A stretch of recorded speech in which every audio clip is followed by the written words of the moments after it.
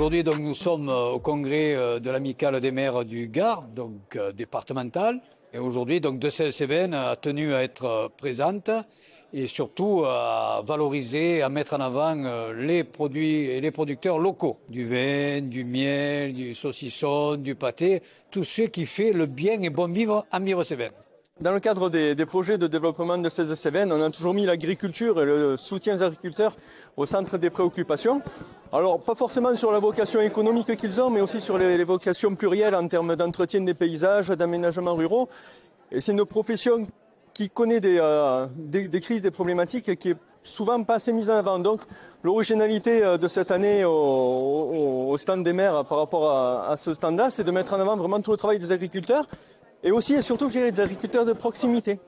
Donc, dans le cadre de DCL-Cévennes, on essaye de développer une proximité, une connaissance des agriculteurs au travers de plusieurs produits. Alors, en lien avec le tourisme, on a proposé des destinations agritouristiques pour mettre en avant justement le rôle structurant de l'entretien des paysages pour l'attractivité du territoire.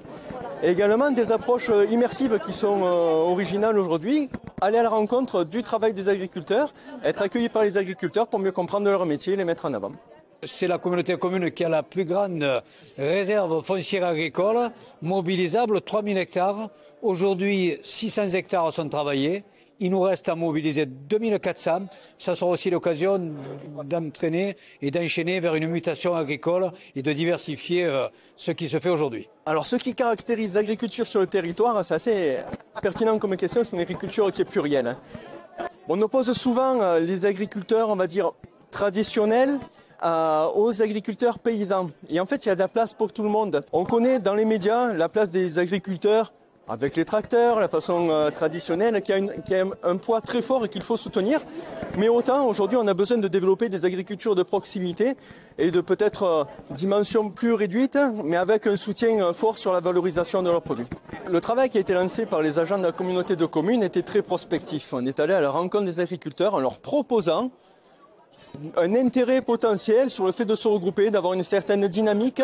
On a eu des retours extrêmement positifs avec la nécessité d'apprendre à se connaître entre eux. Donc ils ont souvent le sentiment d'être assez isolés, de ne pas forcément partager leurs problèmes et surtout leurs objectifs et leurs performances. Et c'est en ce sens qu'on essaye de mettre en place une certaine communauté avec l'espoir que ça crée un mieux vivre pour les agriculteurs et peut-être des intentions d'installation, pourquoi pas, pour augmenter les acteurs du territoire.